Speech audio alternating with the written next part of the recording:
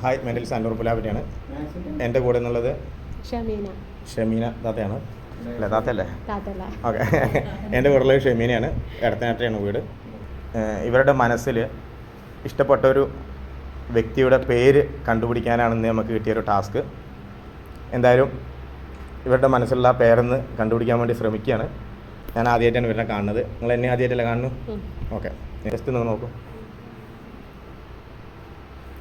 ആ പേര് ഒന്ന് ഇംഗ്ലീഷിൽ വിചാരിക്കാം. അതിൻ്റെ ഫസ്റ്റ് അക്ഷരം ഒന്ന് ഇംഗ്ലീഷിൽ വിചാരിക്കാം. ABCDEFGHIJKLMNOP QRSTUVWXYZ.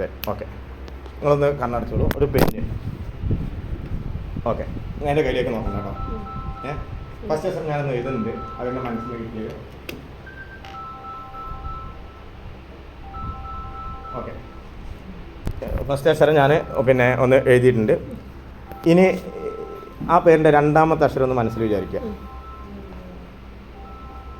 ABCDEFGHIJKLMNOP QRST. Okay, ആ രണ്ടാമത്തെ അക്ഷരം ഞാനൊന്ന് എഴുതുന്നുണ്ട്.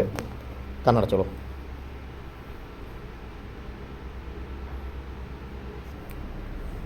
അതിൻ്റെ ലാസ്റ്റത്തെ അക്ഷരം, ആ പേരിൻ്റെ ലാസ്റ്റത്തെ അക്ഷരം, എത്ര അക്ഷരം ഉണ്ടെന്ന് അറിയില്ല, ലാസ്റ്റത്തെ അക്ഷരം ഒന്ന് മനസ്സിൽ വിചാരിക്കുക.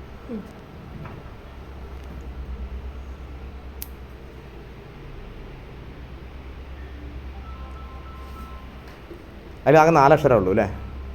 ഓക്കെ, എങ്കിൽ അതിൽ ഇനി നമ്മൾ എത്രാമത്തെ അക്ഷരമാണ് കിട്ടേണ്ടത്? മൂന്നാമത്തെ. അതൊന്ന് മനസ്സിൽ, അത് മാത്രം ഒന്ന് വിചാരിക്കും.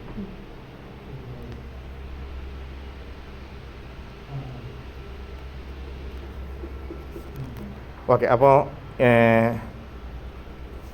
4 അക്ഷരമുള്ളൊരു പേരാണ് ഇവർ വിചാരിച്ചിരുന്നത്. എന്തായാലും ഞാൻ എൻ്റെ കയ്യിൽ എഴുതിയിട്ടുണ്ട്. എൻ്റെ കയ്യിൽ എഴുതിയ പേര് നിങ്ങൾ ജസ്റ്റ് ഒന്ന് നോക്കിക്കോളൂ. ചിലപ്പോൾ ശരിയാവും. നിങ്ങളെന്ത് വിചാരിച്ച പേരെന്താണ്? ഹയ എന്ന് തന്നെയല്ലേ?